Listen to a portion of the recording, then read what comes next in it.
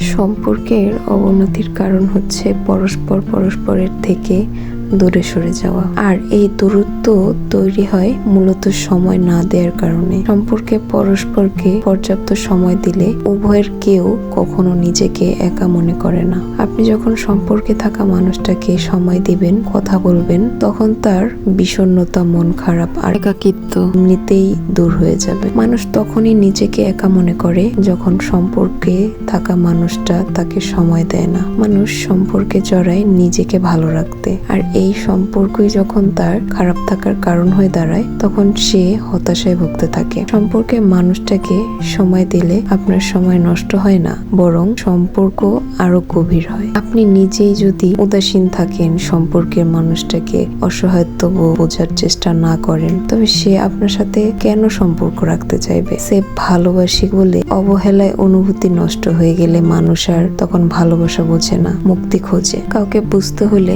তাকে সময় দিতে হয়, তার সাথে কথা বলতে হয়।